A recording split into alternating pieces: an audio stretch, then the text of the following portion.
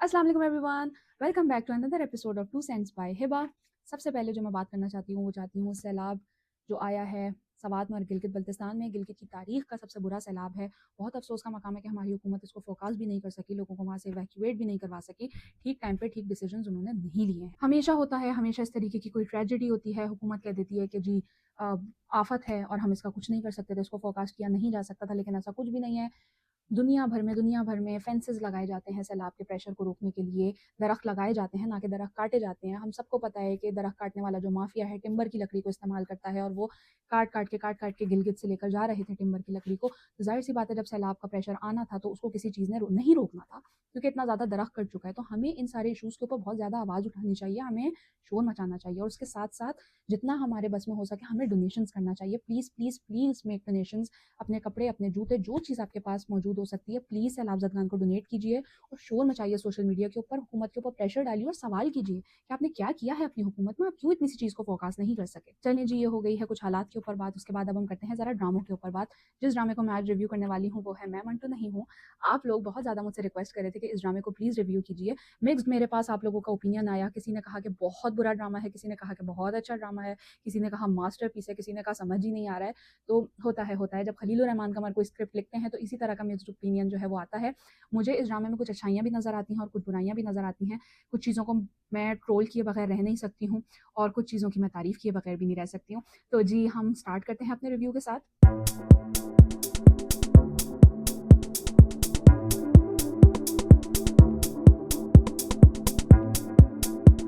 हमारे पास है episode number 9th और 10th, जो स्टार्ट होती है कि जब मिस मारिया सर मंटू से बात करती हैं और कहती हैं कि सर मंटू, आप उस बंदे के साथ इन्वॉल्व थे, decent down to earth guy, वो आपको लगता है, तो इफ्रा के केस में you are equally a culprit. तो सर मंटू कहते हैं damn, and I was like miss Maria please please please हौली हो जाए, जरा ज्यादा बड़ा इल्जाम नहीं हो गया? सर मंटू तो बेचारे मक्खी नहीं मार सकते, वो इफ्रा को क्या मारेंगे? महमल की मंगनी का सीन, जिसमें सजल बहुत प्यारी लग रही होती हैं और उनकी फुप्पो जो है वो चलती हुई कमरे के अंदर आती हैं और वो उनकी बहुत स्लो मोशन में बलाएं लेती हैं। मतलब उसको अगर मैं 2x की स्पीड पे भी देखूँ ना तो भी वो एक नॉर्मल लगेगा। मतलब इतनी स्लो मोशन में बनाए ली जा रही हैं, इतना म्यूजिक उस सीन में बज रहा है, इतना म्यूजिक है, कभी कभी मुझे गुमान हो रहा है कि क्या मैं इंडियन ड्रामा देख रही हूँ। मतलब हमारे ड्रामों की तो खास बात ये नहीं थी कि हम लोगों को म्यूजिक के सहारे की और इतनी ढन ढन ढन ढन शोर की जरूरत नहीं थी, हमारी स्टोरी, हमारे डायलॉग्स बोलते थे और म्यूजिक नहीं बोलता था। सो प्लीज मेरी मेकर्स से गुजारिश है कि क्या इतना म्यूजिक क्यों लगाया हुआ है, it's so loud for us.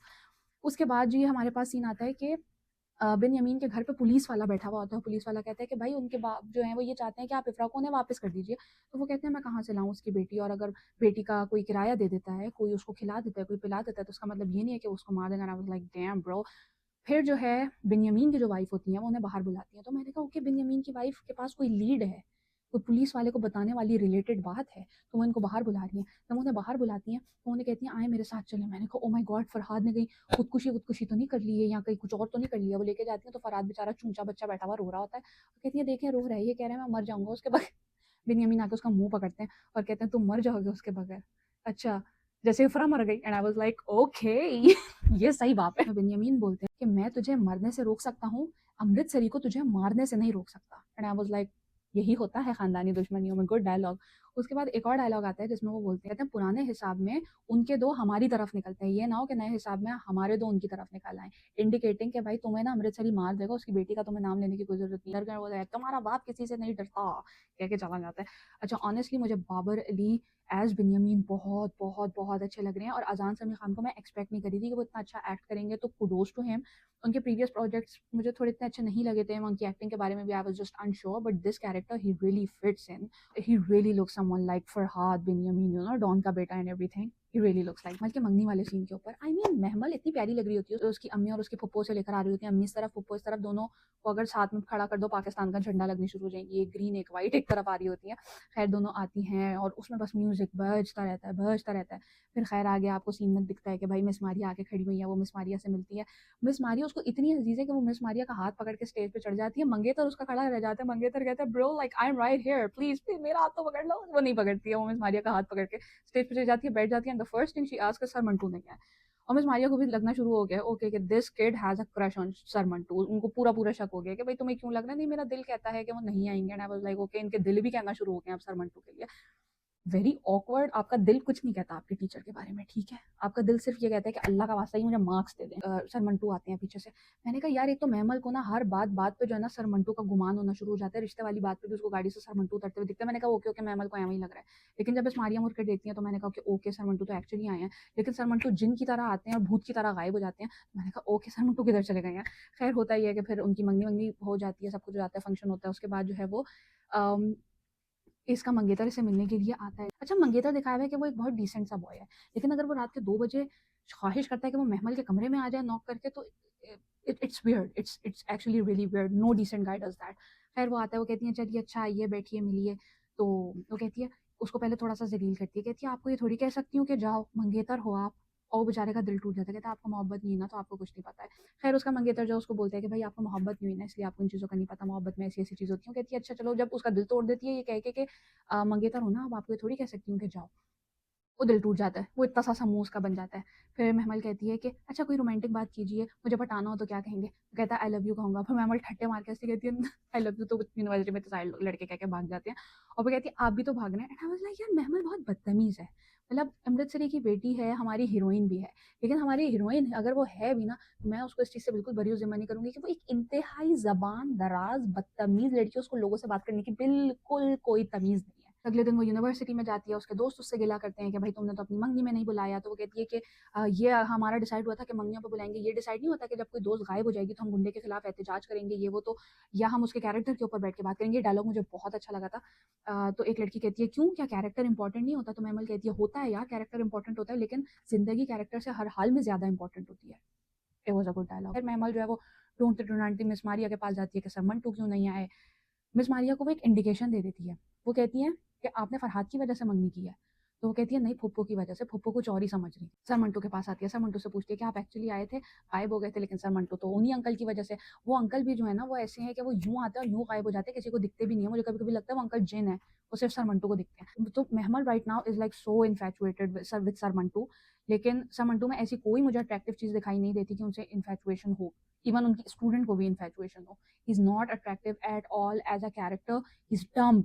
He's literally dumb.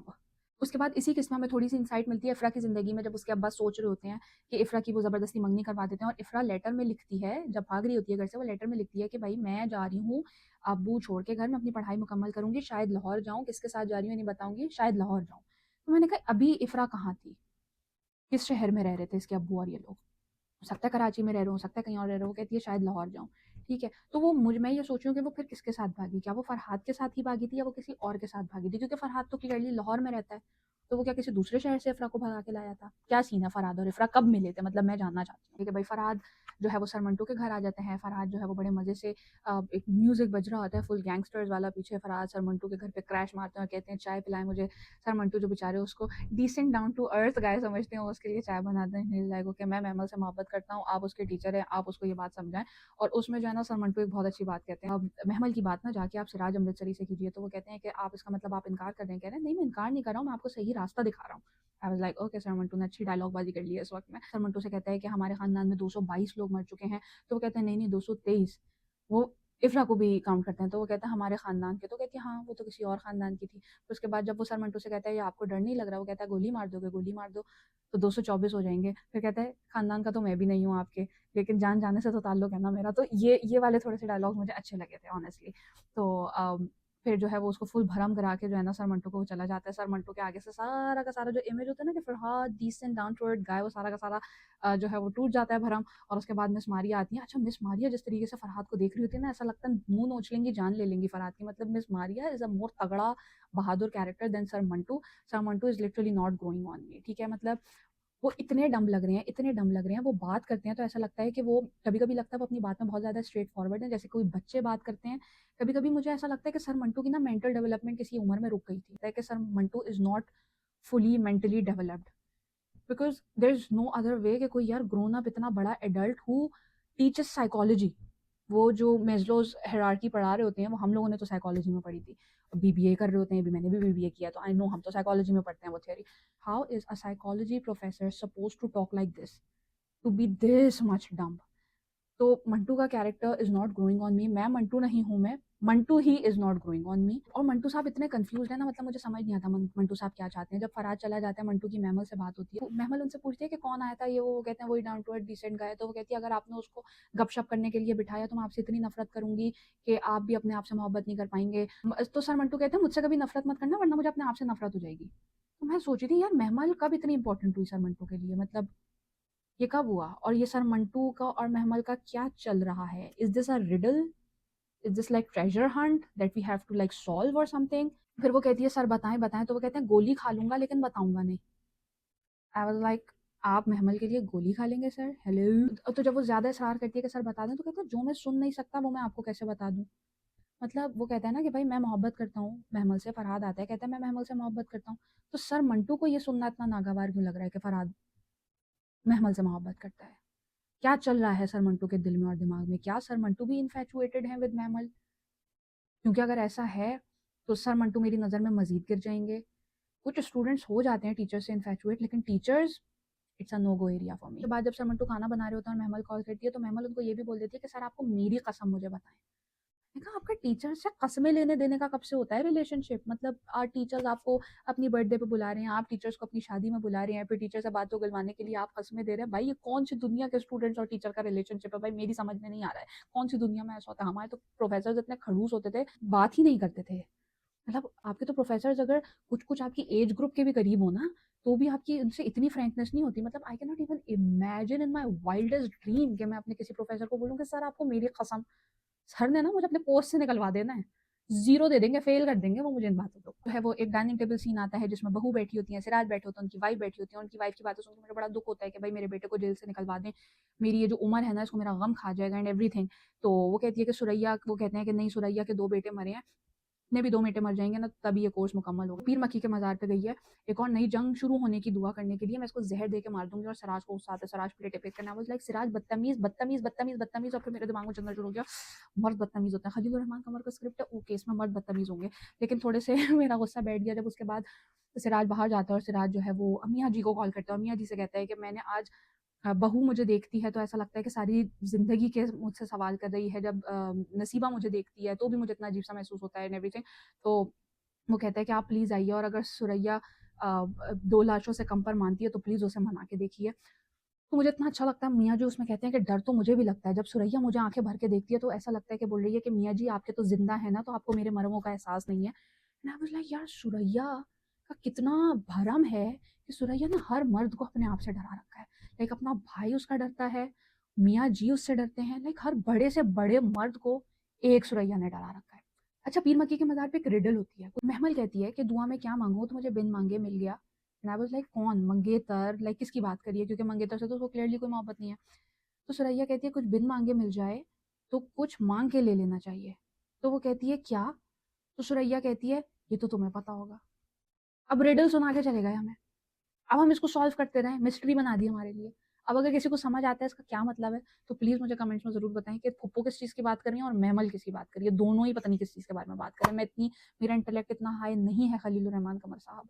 Please ऐसी चीज़ें मत लिखा करें। हमें सीधी ज़बान में चीज़ों को समझा दिया करें, ठीक है? डायलॉग बाज़ियाँ बहुत अच्छी लगती हैं हमें आपकी, ठीक है? अगर आप उसमें ये औरत, मर्द और फलाना ढिमाका और बीवियों का मज़ाक ना उड़ा रहे हो, आपकी डायलॉग बाज़ी अच्छी होती है, अच्छी उर्दू भी हमें सुनना समझना अच्छा लगता है। लेकिन प्लीज़ ये जो रिडल वाला फॉर्मेट है ना आपका, प्लीज़ इससे निकल आइए। क्या फरहाद आता है, वो कहता है फूफो जी, महिमा जी का क्या ऑरा है, क्या एक्टिंग है। वो जिस तरीके से फरहाद को देखती है ना, होठों पे उनकी मुस्कुराहट होती है, आँखों में उनके खून उतरा हुआ होता है। वो कहती हैं जब वो बाकायदा प्रपोज़ल डाल देता है फूफो के सामने महमल के लिए, तो फूफो कहती हैं जी भर के देख लो इसे, तुम्हारे मरने पर प्यार आ रहा है मुझे। एंड आई वाज़ लाइक फूफो ओके। उसके बाद वो कहता है कि अच्छा चलें फूफो फिर मैं रिश्ता पक्का समझूँ? तो कहती है कि हाँ, जाकर कह दो अपनी माँ से कि सुरैया ने कहा है कि तेरा फरहाद ज़िंदा रहा तो महमल उसकी। आई वाज़ लाइक उसको पता है कि महमल कभी फरहाद को नहीं मिल सकती। She is just so sure कि वो फरहाद को मार के ही छोड़ेगी, कि उसने फरहाद को ज़बान भी दे दी है कि तुम ज़िंदा रहोगे ना तो महमल मिलेगी। महमल इन्होंने कभी उन्हें देनी नहीं है and she is just so sure कि फरहाद की उसने लाश गिरानी है। ये जो महमल का मंगेतर है वो महमल से मिलने के लिए आता है और वो दोबारा उसके कमरे में घुस जाता है। पता नहीं क्यों इस आदमी को जो है ना वो कमरों में घुसने का बहुत शौक है। खैर वो उसके कमरे में घुस जाता है और फिर वो गुस्सा करके चली जाती है। जब पुप्पो कहती है ना, पुप्पो कहती है शक्ल थी छुपाओ, हाथ छुपाओ, हाथ छुपाओ, उसके हाथ में अंगूठी नहीं होती। मुझे हँसी आई थी काफ़ी। और मुझे समझ नहीं आया कि क्या मतलब, उसको बुरा तो नहीं लगता ना अपना मंगेतर, तो मंगनी की अंगूठी क्यों उतारी है उसने, क्या पागल-वागल है वो? मंगनी की अंगूठी कौन उतारता है? अनटिल एंड अनलेस आपको अपना मंगेतर बुरा लगता हो, लाइक नफ़रत हो आपको अपने मंगेतर से। जब वो जब वो फूफो के बेटों की तस्वीर उठाता है और वो कहता है कि ये दोनों कौन है? और जब फूफो मुड़ती हैं और साहिमा जी का जो एक्सप्रेशन होता है, मतलब ऐसा होता है कि भाई तुमने जो है ना वो ज़ख्मी शेरनी को छेड़ दिया है। आई was like oh my God what an actress. मुझे ऐसा लग रहा है कि जितनी पक्की फूप्पो अपने मिशन को लेकर है ना, फूप्पो को अगर कुर्बान करना पड़ा तो वो महमल को भी अपने मिशन के ऊपर कुर्बान कर देंगी। फूप्पो जितनी ज़्यादा सिंसियर महमल से दिखती हैं उतनी ज़्यादा फूप्पो हैं नहीं। ये मेरी अपनी प्रेडिक्शन है, आगे पता नहीं क्या होगा। और जितने इन्होंने बेवकूफ़ सर मंटू को दिखाया हुआ है, तो मेरा दिल चाह रहा है कि नहीं, इनको ना इतना बोंगा दिखा के कोई कोई मिस्ट्री हो जो वो हम पर खोलें।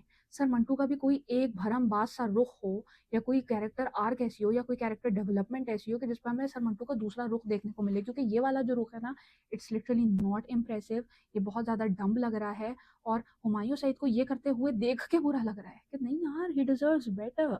मुझे दो कैरेक्टर्स इस ड्रामे के बहुत ज़्यादा पसंद है, सुरैया और फरहाद। मैं सबसे ज़्यादा इंटरेस्टेड हूँ इन दो ही लोगों को देखने में और इन दो ही लोगों को सुनने में। ऑल्दो मैं सजा अली की बहुत बड़ी फ़ैन हूँ, बट महमल का जो किरदार है इट्स नॉट ग्रोइंग ऑन मी। वो मुझे बस बदतमीज़, मुंह फट, इंटरेस्ट नहीं मेरा डेवलप हो पा रहा उसमें। सर मंटू का जो कैरेक्टर है वो तो बिल्कुल ऑरा माइनस चल रहा होता है, क्या बिल्कुल लाइक 1% का भी इम्प्रेस मुझे नहीं अभी तक कर सके सर मंटू।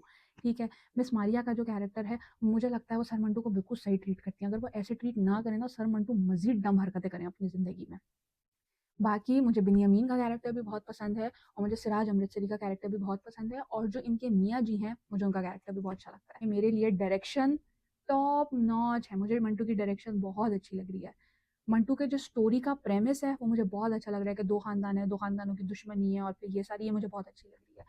पर जिस तरीके से स्टोरी को आगे-आगे ले जाया जा रहा है, जो सीन की जो डेवलपमेंट है ना, वो मुझे समझ नहीं आ रही है। आपस में किरदार क्या बात कर रहे हैं, कौन क्या बोलना चाह रहा है, कौन क्या समझ रहा है, इसकी भी समझ नहीं आ रही है। तो मुझे ऐसा लगता है कि थोड़ी-सी क्लैरिटी होनी चाहिए थी डायलॉग राइटिंग में, क्योंकि आप ऑडियंस के इंटेलेक्ट को इतना भी चैलेंज नहीं कर सकते हो कि आप उनको बिल्कुल एक रिडल और एक मिस्ट्री टाइप की चीज़ के अंदर फँसा के रख दो, ठीक है? मुझे ऑनेस्टली ऐसा लग रहा है कि मुझे बस एक गुत्थी है और उसको बस मुझे सुलझाते रहना है इस ड्रामे को देख के, मतलब ऐसी भी नहीं मुझे फीलिंग आनी चाहिए ना एज़ एन ऑडियंस। तो ये है मेरा मैं मंटू नहीं हूँ का रिव्यू। अगले रिव्यू में मैं आपसे जिस ड्रामे के बारे में बात करूँगी वो ड्रामा है बिरयानी। तो मेरे अगले रिव्यू का इंतज़ार करते रहिएगा। मेरे चैनल को सब्सक्राइब कर लीजिएगा, इस वीडियो को लाइक कर दीजिएगा, मुझे इंस्टाग्राम के ऊपर फॉलो कर दीजिएगा फॉर अपडेट्स कि मैं कौन से रिव्यू कब डालने वाली हूँ। आपसे दोबारा अगली वीडियो के अंदर मुलाकात होती है। Bye bye.